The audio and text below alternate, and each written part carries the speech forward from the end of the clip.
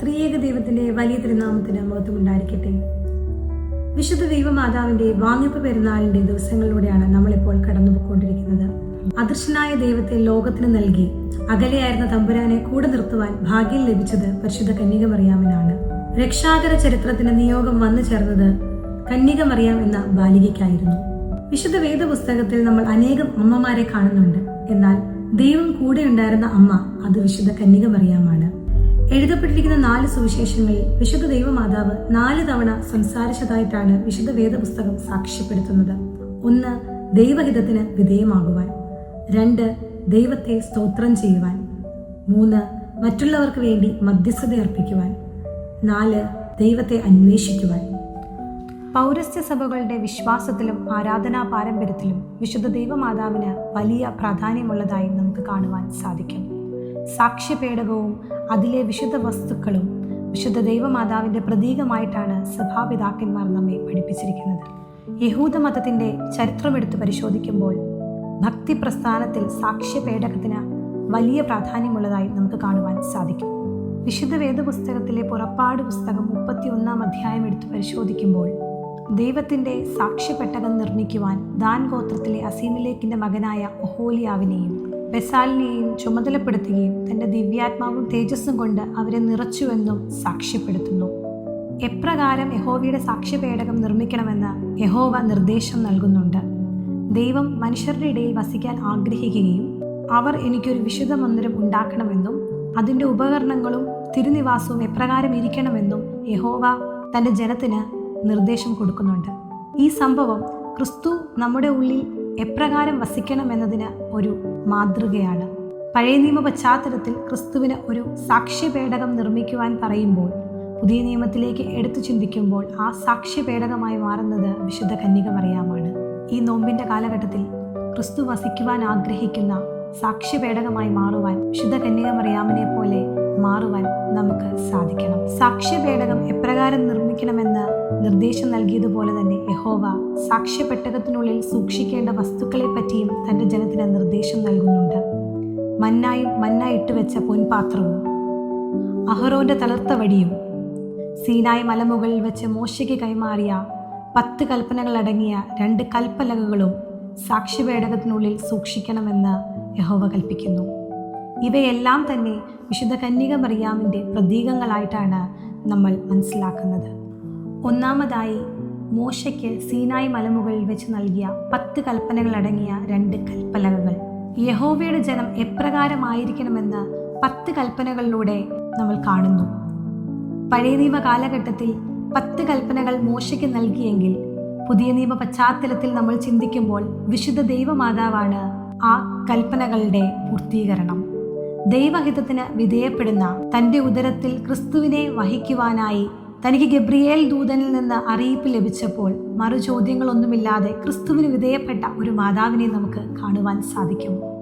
എൻ്റെയും നിങ്ങളുടെയും ജീവിതത്തിൽ ക്രിസ്തുവിന് വിധേയപ്പെടുവാനുള്ള അവസരമാണ് ഈ നോമ്പിൻ്റെ കാലഘട്ടം. ദൈവഹിതത്തിന് വിധേയപ്പെടുവാൻ, ദൈവവേലകൾ ചെയ്യുവാൻ വചനങ്ങളിലൂടെയും നമ്മുടെ ക്രയവിക്രയങ്ങളിലൂടെയും നമ്മൾ ശ്രമിക്കണം. വിശുദ്ധ അമ്മയ്ക്ക് ലഭിച്ച ആ വലിയ സാധ്യതയാണ് ഇന്ന് എനിക്കും നിങ്ങൾക്കും ലഭിക്കുന്നതെന്ന് നമുക്ക് മറക്കാതിരിക്കാം. രണ്ടാമതായി അഹറോന്റെ തളിർത്ത വടി. സംഖ്യാപുസ്തകം 17-ാം അധ്യായം എടുത്ത് പരിശോധിക്കുമ്പോൾ സമാഗമന കൂടാരവും സാക്ഷ്യപേടകവും നിർമ്മിച്ചതിന് ശേഷം ആരാധനകളും പ്രാർത്ഥനകളും യഹോവയുടെ ജനം ആരംഭിച്ചതായി കാണുവാൻ സാധിക്കും. എന്നാൽ ആ ജനത്തിൻ്റെ ഇടയിൽ പൗരോഹിത്യത്തിന്റെ പേരിൽ തർക്കങ്ങൾ ഉണ്ടായപ്പോൾ മത്സരികൾക്ക് അടയാളമായി ഉപയോഗിക്കുവാൻ അഹറോന്റെ തളിർത്ത വടി സാക്ഷ്യപേടകത്തിനുള്ളിൽ സൂക്ഷിക്കുവാൻ യഹോവ കൽപ്പിക്കുന്നു. ആദിമ മനുഷ്യനായ ആദാം ദൈവഹിതത്തിന് വിരോധമായി പ്രവർത്തിച്ചപ്പോൾ നഷ്ടപ്പെട്ട ആ പൗരോഹിത്യം പുതിയ നിയമത്തിൽ വിശുദ്ധ ദൈവമാതാവിനാൽ പൂർത്തീകരിക്കപ്പെടുന്നതായി നമുക്ക് കാണുവാൻ സാധിക്കുന്നു. ഇവിടെ എൻ്റെയും നിങ്ങളുടെയും മുന്നിൽ ഉയർന്നു വരുന്ന ഒരു ചോദ്യമാണ്, ക്രിസ്തുവിൻ്റെ ജനമാകുവാൻ നമുക്ക് സാധിക്കുന്നുണ്ടോ? വിശുദ്ധ ദൈവമാതാവിന് ക്രിസ്തുവിനെ ഉദരത്തിൽ വഹിക്കുവാൻ ഭാഗ്യം ലഭിച്ചത് ക്രിസ്തുവിൻ്റെ ജനമായി ജീവിക്കുവാൻ സാധിച്ചതുകൊണ്ടാണ്. മൂന്നാമതായി യഹോവയുടെ ജനം മിസ്രൈമിലെ അടിമത്തത്തിലും ഞങ്ങൾ സംതൃപ്തരായിരുന്നുവെന്ന് അവർ പിറുപിറുക്കുന്നു എന്ന് പുസ്തകം ഓർമ്മിപ്പിക്കുന്നു. തൻ്റെ ജനത്തിൻ്റെ ബുദ്ധിമുട്ട് കണ്ട് അവർക്ക് ഭക്ഷിക്കുവാനായി യഹോവ നൽകിയതാണ് മന്ന. ഈ മന്ന ശേഖരിക്കുവാനും അത് സൂക്ഷിച്ച് വരും തലമുറയ്ക്ക് അടയാളമായി വെക്കുവാനും മോശയെ ഓർമ്മിപ്പിക്കുന്നതായി നമുക്ക് വേദപുസ്തകത്തിൽ കാണുവാൻ സാധിക്കും. പുതിയ നിയമ പശ്ചാത്തലത്തിൽ എടുത്ത് ചിന്തിക്കുമ്പോൾ ക്രിസ്തുവാണ് ഈ സ്വർഗീയ മന്നയായി മാറുന്നത്. ഈ സ്വർഗീയ മന്നയെ സൂക്ഷിക്കുവാൻ സാധിച്ച പാത്രമാണ് വിശുദ്ധ കന്യകമറിയ. സ്വർഗത്തിൽ നിന്ന് ഇറങ്ങി വന്ന ജീവന്റെ അപ്പമായ ആ വലിയ സത്യത്തെ ഉദരത്തിൽ വഹിക്കുവാൻ ഭാഗ്യം ലഭിച്ച വിശുദ്ധ കന്യകമറിയാമിനെ പോലെയാണ് നമ്മളെ ഓരോരുത്തരെയും ദൈവം ഈ നോമ്പിൻ്റെ കാലഘട്ടത്തിൽ വിളിച്ചു ചേർക്കുന്നത്. ക്രിസ്തുവിനെ തൻ്റെ ശരീരത്തിൽ വസിക്കുവാനുള്ള മനസ്സും ഒരുക്കവും ഈ നോമ്പിൻ്റെ കാലഘട്ടത്തിൽ നമുക്കുണ്ടാവണം. ക്രിസ്തുവാകുന്ന ആ സ്വർഗീയ മന്നായെ സ്വീകരിക്കുവാൻ ഉതകുന്ന തരത്തിൽ നമ്മുടെ ജീവിതങ്ങളെ മാറ്റണമെന്നും ആ സ്വർഗീയ മന്ന ഇട്ടുവെച്ച പാത്രമായ വിശുദ്ധ കന്യകമറിയാമിനെ പോലെ മാറുവാൻ നമുക്ക് സാധിക്കണമെന്നും ഈ സാക്ഷ്യപേടകവും അതിലെ വസ്തുക്കളും നമ്മെ ഓർമ്മിപ്പിക്കുന്നു. പ്രിയപ്പെട്ടവരെ, പരിശുദ്ധ അമ്മയില്ലാതെ സഭയില്ല. അമ്മ നമ്മുടെ ജീവന്റെ ഭാഗമാണ്. അമ്മ നമുക്ക് വേണ്ടി മധ്യസ്ഥത അർപ്പിക്കുന്നു. കാനാവിലെ കല്യാണ വിരുന്നിൽ ആ അമ്മയുണ്ടായിരുന്നു. ആ അമ്മയുടെ സാന്നിധ്യമാണ് ആ ഭവനത്തിന്റെ ആഹ്ലാദവും നന്മയുമായി മാറിയത്. ക്രിസ്തുവിന്റെ കാൽവറിയുടെ മലമുകളിലും ആ അമ്മയുണ്ടായിരുന്നു. നമ്മുടെ ജീവിതത്തിലെ സന്തോഷത്തിലും സന്താപത്തിലും പരിശുദ്ധ ദൈവമാതാവിനെ, നമ്മുടെ അമ്മയെ ചേർത്ത് നിർത്തുവാൻ നമുക്ക് സാധിക്കണം. അപ്പോൾ മാത്രമാണ് ക്രിസ്തുവിന് നമ്മിൽ പ്രവർത്തിക്കുവാൻ സാധിക്കുന്നത്. ഈ നോമ്പിൻ്റെ കാലഘട്ടത്തിൽ ദൈവവചനങ്ങൾ ധ്യാനിക്കുമ്പോൾ ക്രിസ്തുവിന് കൂടാരമൊരുക്കിയ ആ അമ്മയെ നാം മറന്നുപോകരുത്.